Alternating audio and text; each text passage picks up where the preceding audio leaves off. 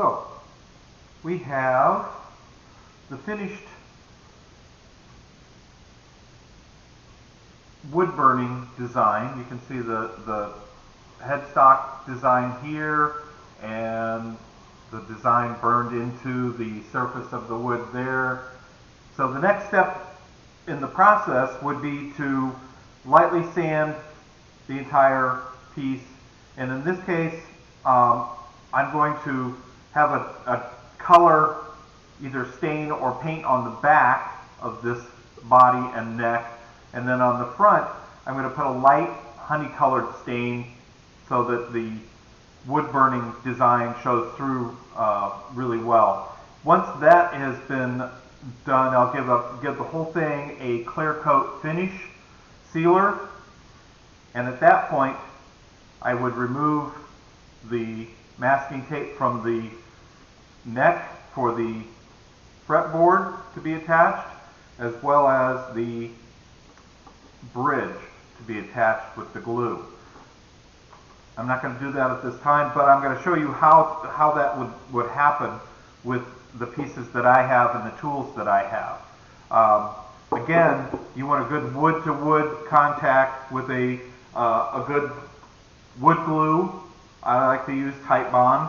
It's a premium wood glue, and I would put a thin layer of glue on the fretboard as well as on the neck of the ukulele itself, and then I would put that on and squeeze out as much excess as I could at that point so that it would be attached.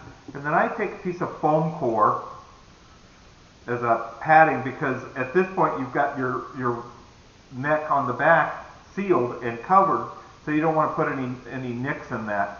So I put a piece like that on it, and then I take a good hand clamp, put a piece of wood strip on the top, and then I take a piece and put it on there gently.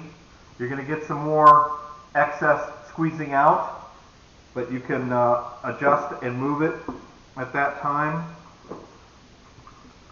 And I would put the neck on separately from the bridge. Do that in 2 steps, because it's harder to get access to that, and you don't want to put any pressure on this, because this is going to be slightly higher. Your bridge is going to be slightly higher than your fretboard, so you're going to see a kind of a sandwich like that.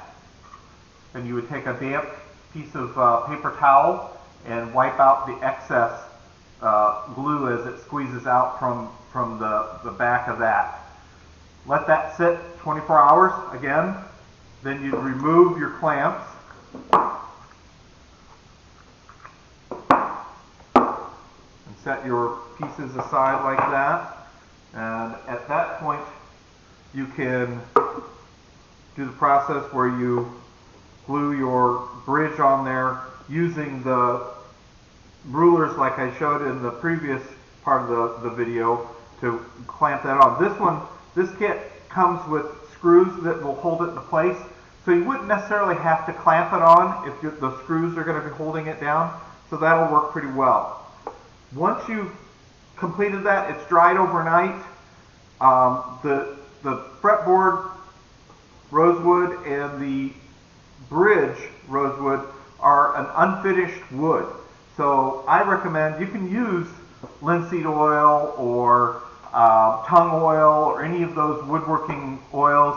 My brother is a guitarist and repairs his own guitars, and he gave me a product called fretboard finishing oil.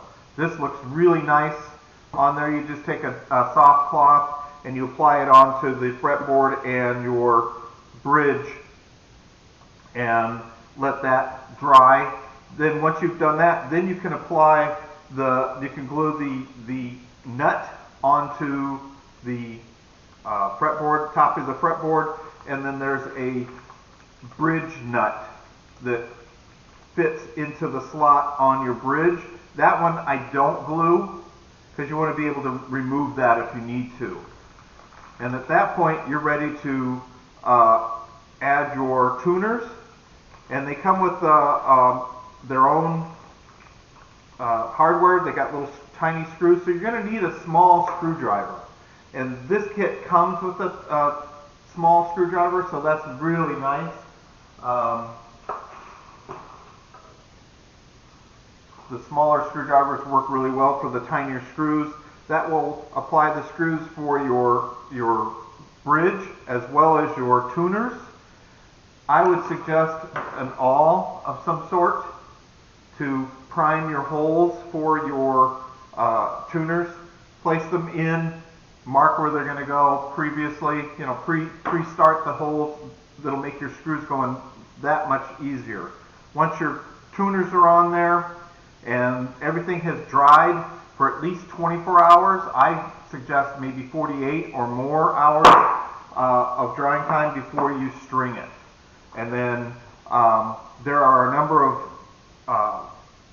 websites where you can learn how to tune. You can download apps that have ukulele tuners for your phone. Those work okay. I recommend spending $5–10 online and buying a actual tuner for your ukulele. I have another design that I did previously. This is using an art theme, Hokusai's Great Wave. You can see that I used a spray paint to seal the back, and then used just acrylic paint to paint the surface of the body.